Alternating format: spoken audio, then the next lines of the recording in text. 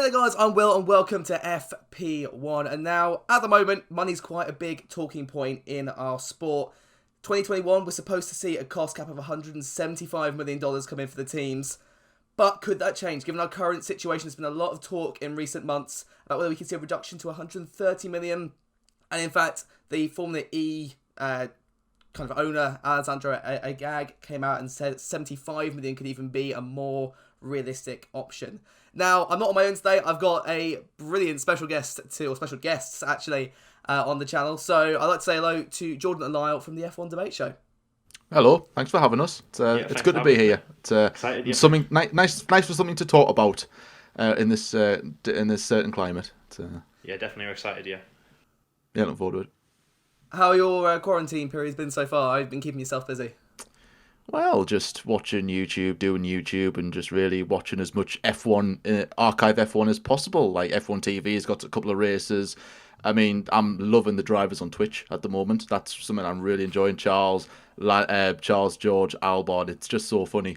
So that they've really been keeping me company. It's over Yeah, this exactly. period. I mean, obviously, it's just watching F1 and stuff like that, hoping to get back on into the season.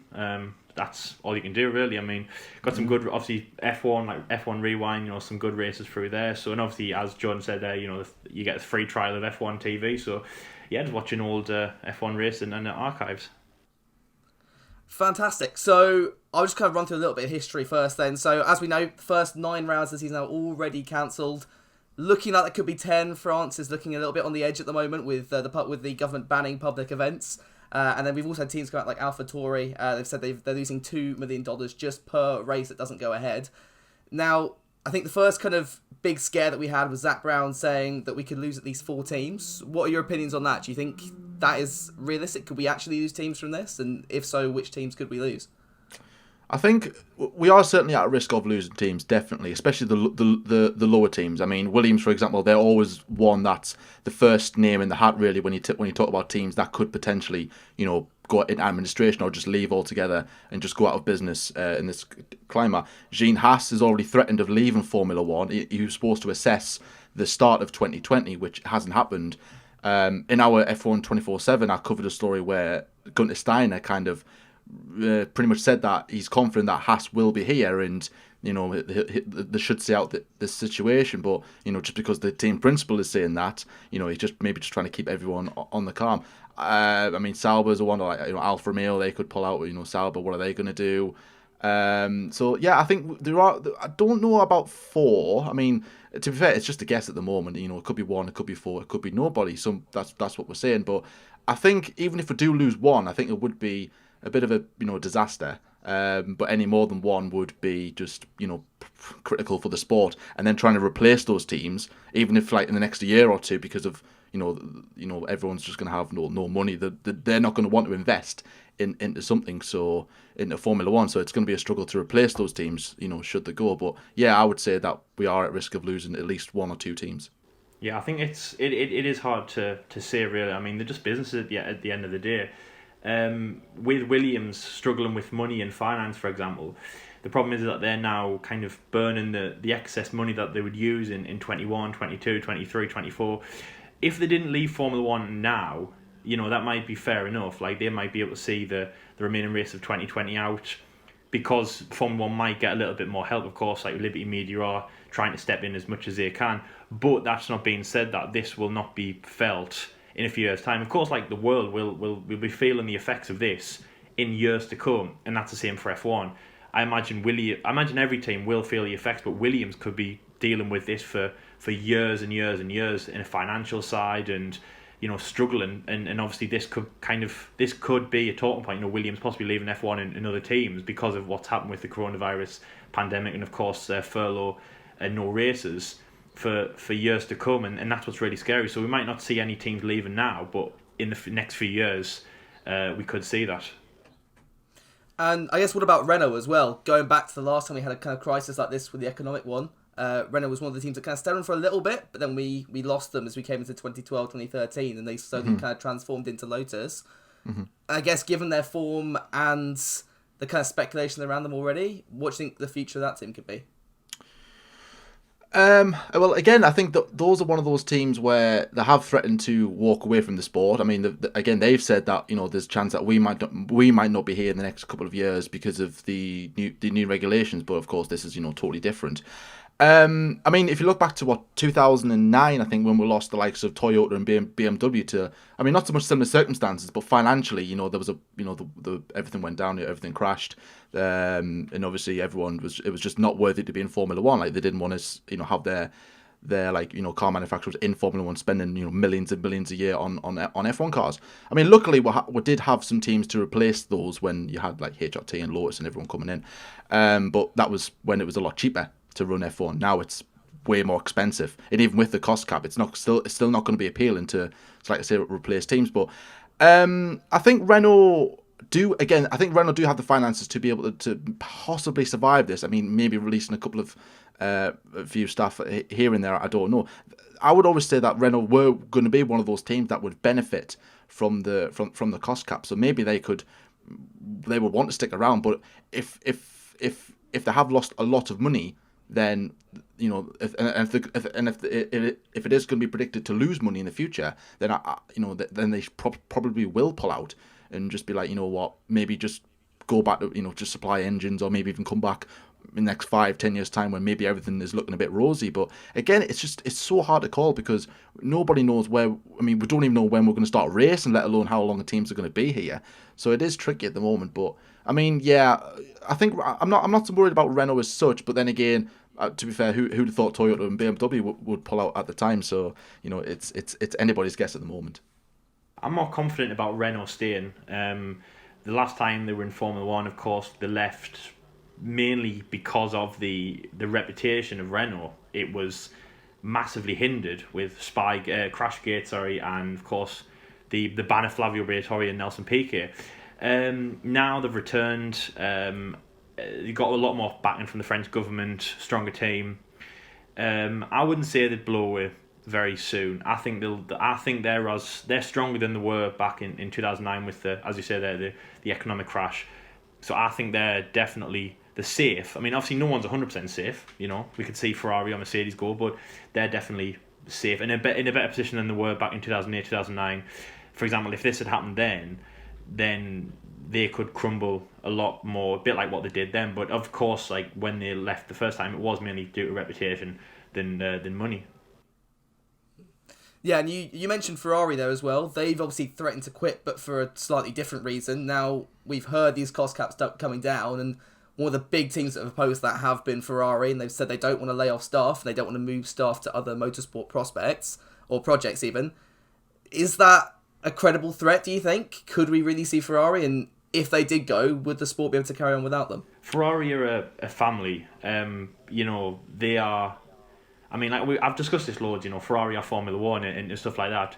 The family aspect is great. And of course, as I said, Maranello, Italy were one of the first European countries to, see a spike in this outbreak. So they started furloughing a lot of their staff, a few weeks into it, when we were still we weren't even in lockdown here in the UK. So I think it's just that effect that they don't want anything to affect the team. They still want to keep the image of family and just motorsport over everything, really. I mean, of course, it's a business at the end of the day. Whatever's best for the business will be done. But yeah, I think that they want to keep the Ferrari. They want to keep Maranello. They want to keep the passion in it. So I mean, I just admire it, really. And to be honest, every other sport, it's not just Formula 1, but every other sport who kind of doesn't mention this problem and just keeps looking forward for their future seasons or their future goings on, I'm like, that's the best way to look forward. And Ferrari aren't thinking, what's this going to do? How's this going to affect us? And thinking in the the black, looking in the black books. They're looking forward. They're looking to a good Formula One season and looking to all our Italian workers going to get back to Maranello and just start building the Scarlet Red cars that we all love, and obviously hopefully win the championship and so on with the team. So I mean, I just admire their thinking and their credibility through this pandemic. For me, Ferrari won't quit. I can't see Ferrari quitting. No way in the world. We've been here before. In the 80s, the 90s, and even in present day, Ferrari have always threatened to leave Formula One because they're not happy with this, they're not happy with that. And yes, if you do, I think the talk is in reducing the cost cap to as low as 100 million, which is what like the smaller teams are pushing for. They are trying to bring it down to a level where hopefully teams can survive, which I'm hoping is the case, that they're not just going to favour the big teams, that the small teams can benefit as well. They're saying that that's going to limit Ferrari's budget. I mean, they're normally spending 300-400 million on a car to fail, but. And then they're saying, well, eventually, that money is only going to go so far, and then eventually we're not going to have enough payments or anything or enough development centers to have people in who would normally do develop on this part or develop on that part, research this, to we're not going to need them because we can't overspend this budget. So then they're going to have to get rid of all their staff, lay people off, which is what they don't want. And which is then the talk of, well, they could, go off to another form of motorsport, which I couldn't see Ferrari doing. But if that's what they're going to have to do to survive, then I'm pretty sure that they would. Let's say, for example, your next part of your question, Will, about Ferrari. Can F1 survive? Absolutely, Ferrari can survive. Ferrari can survive. Formula One can survive without Ferrari. However, it would take a big hit in the fan base. The fan base, that's where it's going to dent the most. There's a lot of Ferrari fans all over the world, especially Italy, the home of Ferrari. And if you were to turn up to the Italian Grand Prix with no Ferrari, it's unheard of. It really, really is. And that's when there could be complications of the Italian fans getting on the F1's case of, you need to introduce this to bring back Ferrari. A lot of fans probably won't watch Formula One because of Ferrari. And to be fair, there's probably some fans who are watching Formula One because of Ferrari, because when they were growing up, they would see the likes of Schumacher on their screens winning it all the time. Then, as seen the red car, there's a lot of, obviously not everyone's a fan of these, but Man United, for example, you're a fan of Man United, Arsenal, Liverpool, your team's red. Oh, look, there's a red car. I'm going to support the red car, and because, they're always on the telly. And that's how you kind of get in F1. So if Ferrari do decide to walk away, then Formula, like I said, no problem. It won't be a problem that Formula One can survive. Will survive, no problem. But like I said, it's like the fan base. Going forward, Formula One might just become a series where, this is a series that used to have Ferrari, or this is a series that killed off Ferrari type of thing, or which could get a bad reputation. But I'm pretty sure, us F1 fans will like to complain for about a week, and then we get over things quite quickly, like when the Halo came in, when Hulkenberg left, and various things. We get over things quite quickly in Formula One. Well, some more than others, I would say to that. Some more than others. And if Ferrari were to go to another racing series, or even that means alongside Formula One, where would you want to see them go? Ooh, I don't think I could.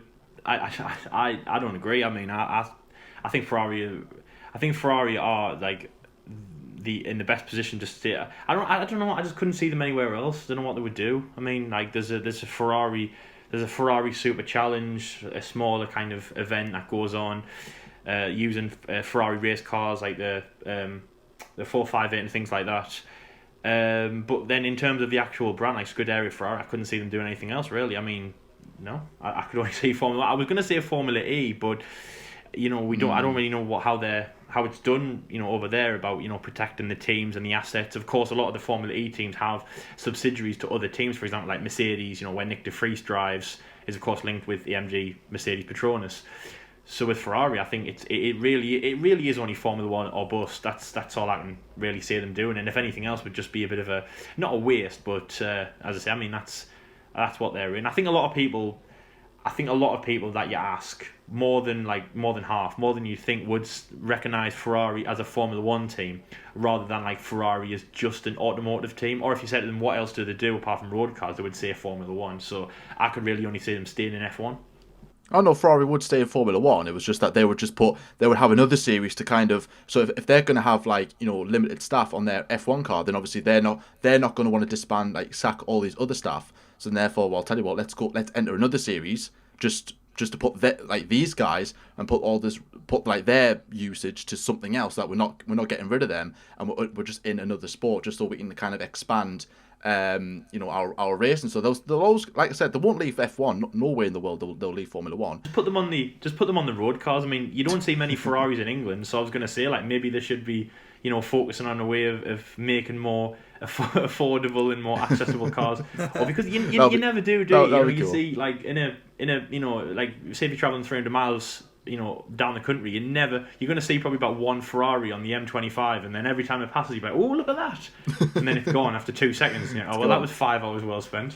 Cool. So I'd like to like a 20 grand, little Ferrari starter car, like a Fiat Panda size. You just kind of. Well, Mercedes do own smart cars, so maybe Ferrari can get something like that, and instead of obviously having the smart logo on, put the Ferrari logo on. No, don't do that. But I don't think I can take that car seriously. I'll be honest. I don't think nobody would.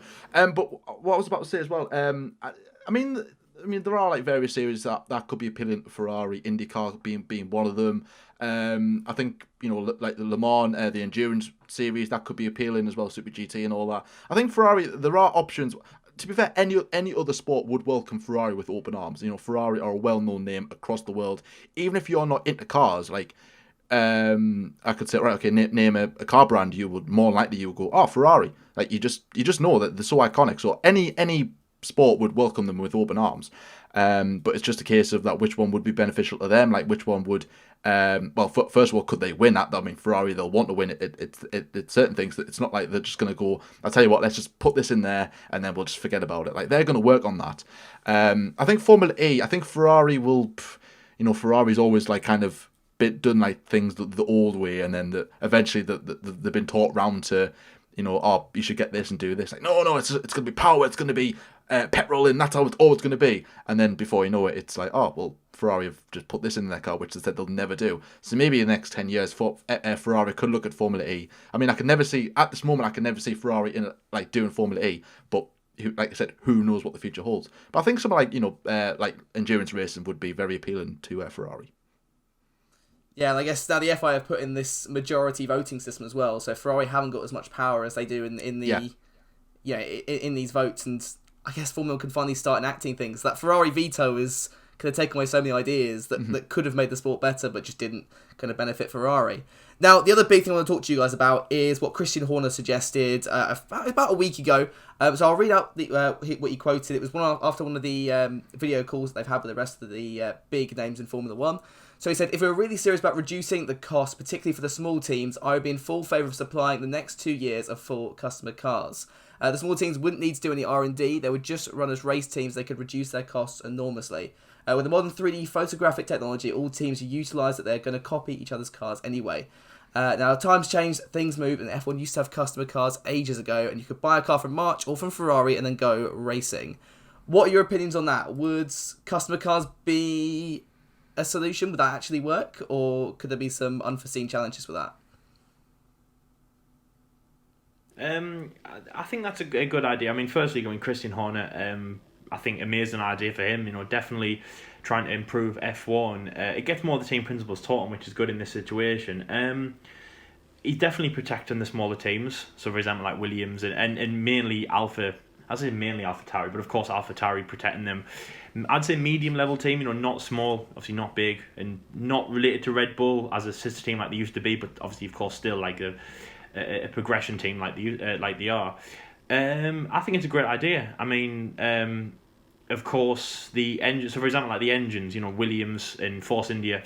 The Racing Point use Mercedes engines, so it's very much like they are using a Mercedes car. And of course, like people call it, Racing Point, Tracing Point, copying the W11, W10 even. Sorry.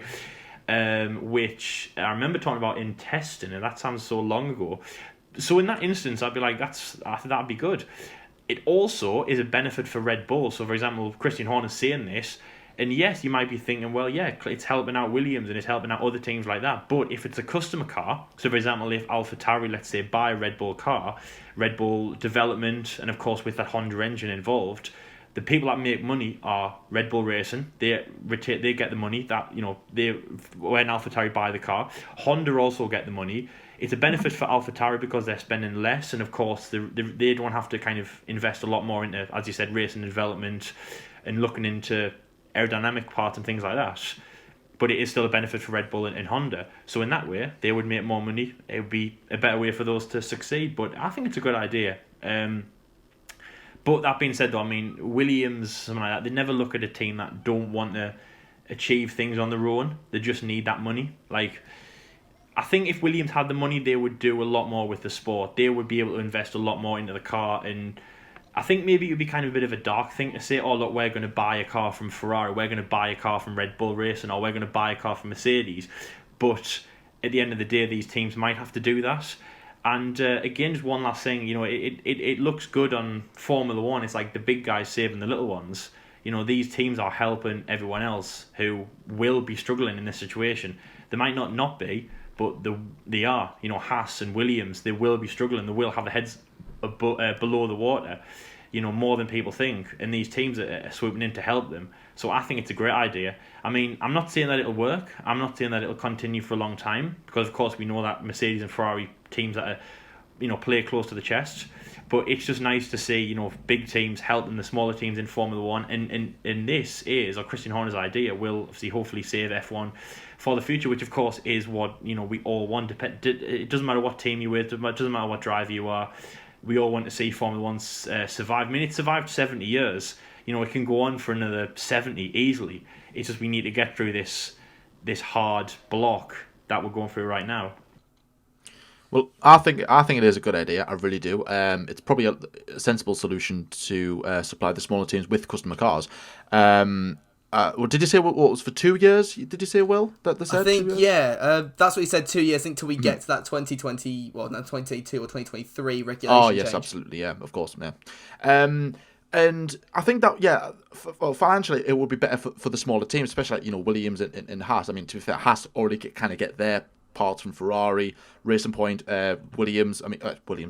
Mercedes, which then they'll become Aston Martin in 2021. So, I think it's like I said, financially, it's a really good idea. The teams don't have to spend any on R&D. They can just kind of maybe make a couple of developments. I think that it would bunch up the field a bit and it would make that midfield scrap even better. But however, I think the problem with this is if, for example, you see a race, an Aston Martin, let's say in 21, an Aston Martin who's got the same engine, same design as the Mercedes. Would the Mercedes allow the Racing Point or the Aston Martin to battle with their chassis, essentially? They're like their main supplier. Same with Red Bull and AlphaTauri and Ferrari with Haas and Alfa Romeo and whoever else that they supply chassis to.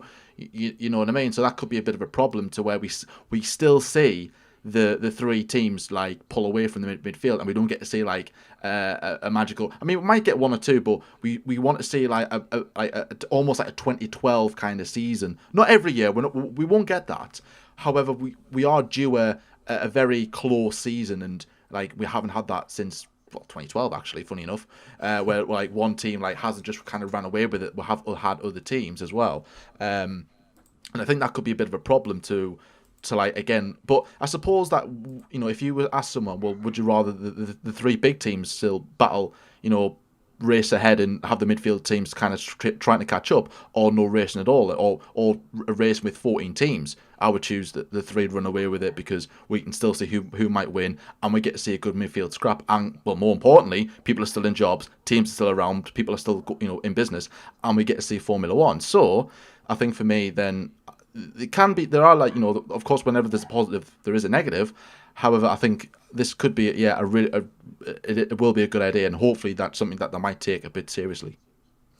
Yeah, and I completely agree with you on that one. And the other, I guess, major issue that I see is, I'm going to go back to, I think it was 2017, where you had the Sauber using 2016's Ferrari engine, and just how slow and uncompetitive that car was. Do you think unless it's perhaps properly moderated by the FIA, could we have an issue where, you've got Ferrari giving Haas last year's Ferrari, and then they can never challenge the top three teams because they're not getting the same rate of development as the big teams are?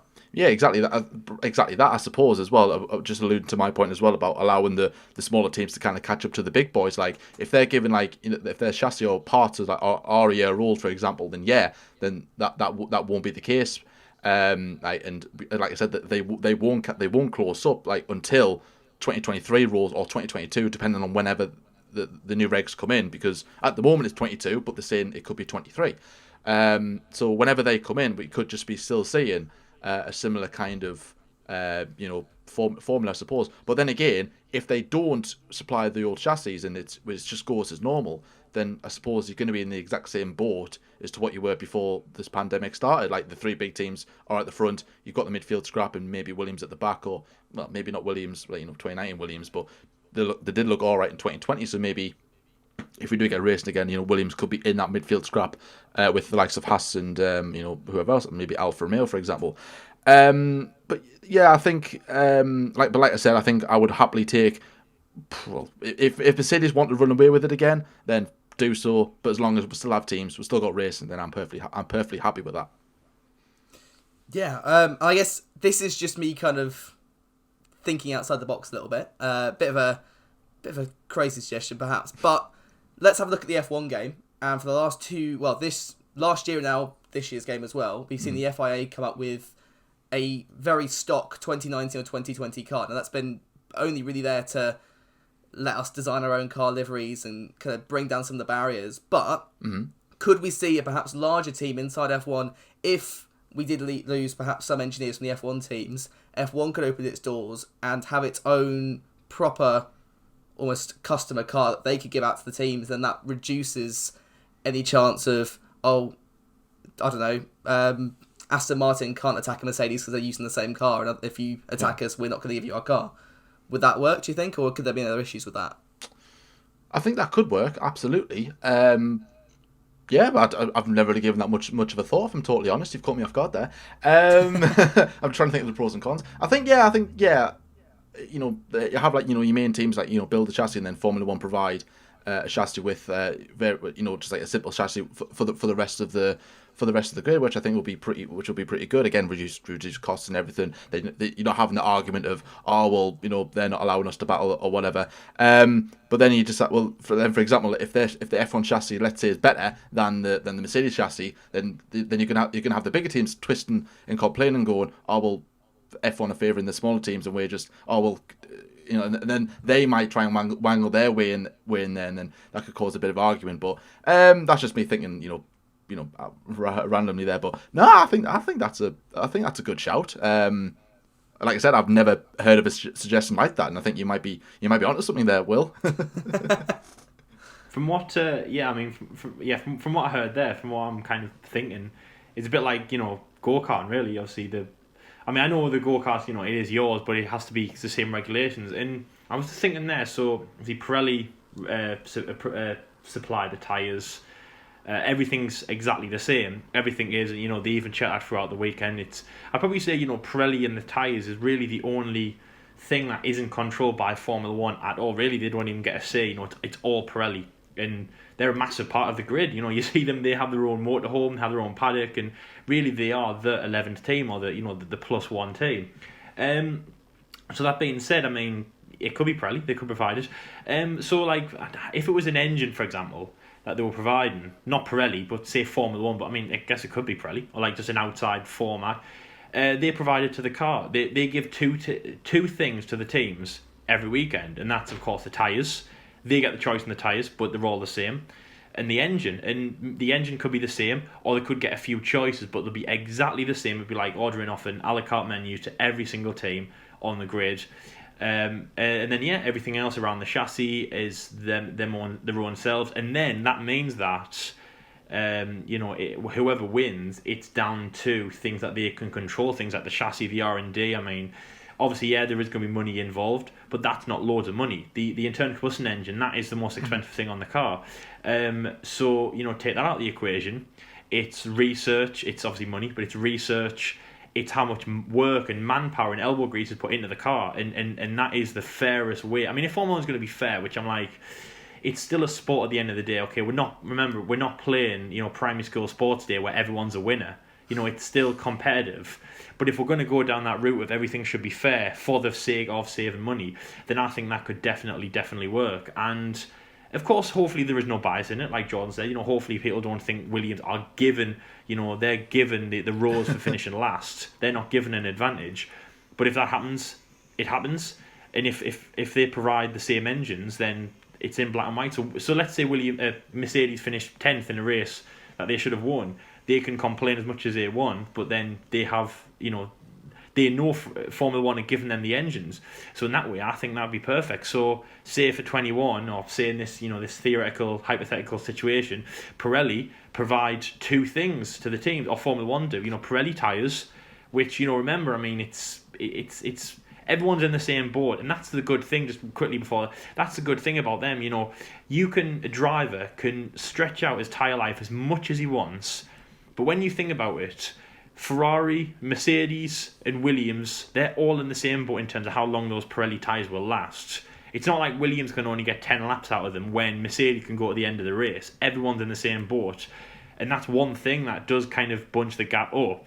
So I think that would be a perfect idea. Say Formula One give the internal combustion engines to every single team every weekend and make them exactly the same, then I'm happy with that. And then after that, it's just kind of the marginal gains teams can get out. And of course, hopefully, that'll make it more entertaining, because it'd be like, well, Williams and Mercedes are on the same playing field a bit more now. Who can win in this battle? So there we go. That's what Formula One should do. Brilliant. So yeah, I think that's basically everything I've got on my list of things to talk about. So any closing thoughts you guys want to add? Well, no, not really. I think obviously everyone's in the same kind of situation of we've got no Formula One, we don't know when it's going to start. And I just hope that we can, well, not just for F1 teams, because we joke on, there's no Formula One, there's no this, but really there's more things to be worrying about. But on a Formula One scale of things, I do hope that all the teams kind of get out of this alive. Essentially, I know Red Bull will, Ferrari will, Mercedes will, but the likes of Renault, McLaren as well, and Williams and Haas and everyone. I hope that eventually we do come out of this pandemic with every team and every kind of mechanic who we kind of went into it with. So that's what I'm kind of hoping for. But at the moment we've got no Formula One, so I'll be tuning back into Charles and George stream, and probably Euro Truck Simulator or Goat Simulator or whatever they're playing. It's just brilliant. Just so funny what they're doing. It is awesome. I just hope everyone else who's listening to this is staying safe, staying inside, and hope everyone is well and healthy, I suppose. That's pretty much my last thoughts.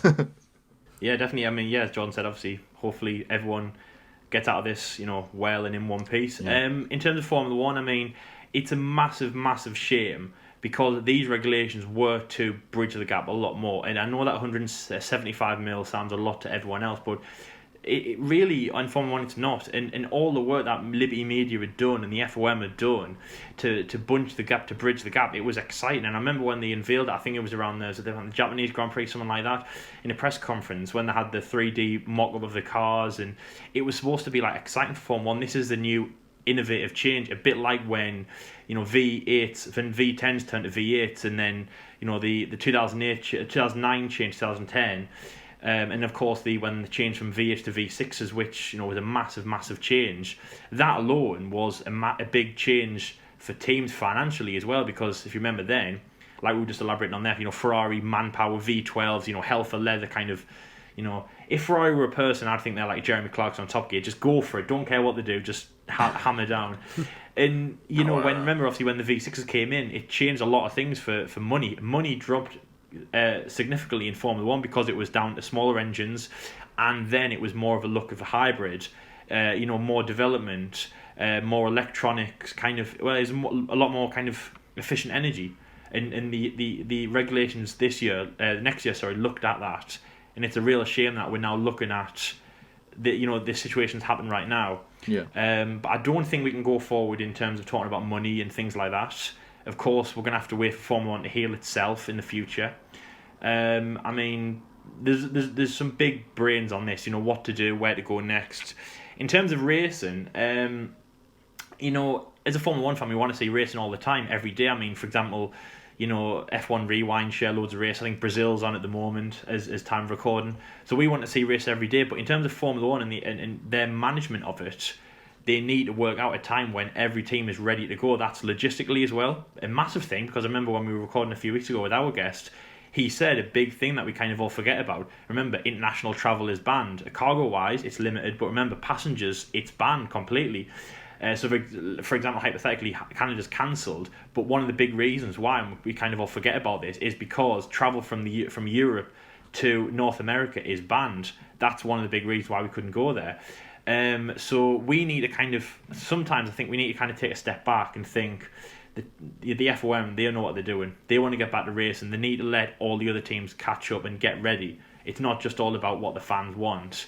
So yeah, I mean, that's our situation. We are in a bit of a rock and a hard place. We are as fans, and obviously Formula 1 is. But we're all pulling in the right direction, which is to hopefully get Formula 1 back to normal. So there we go. I mean, it's a hard situation, of course, and there's no one fix to it. But hopefully we get back to racing as soon as possible, but obviously in a situation where every single team is happy and every single team is back on the grid, all 10 teams, all 20 drivers, and yeah, we're all ready to go again. But of course, as Jordan said again, main thing is there's a lot more problems in the world that we need to look to. It's not just about me. It's not just about what we want, not just about racing. So hopefully everything gets back to normal very, very soon. Of course, as I say, we hope that everyone listening is staying happy and healthy and at home and finding the time somewhere, and obviously looking forward to the future.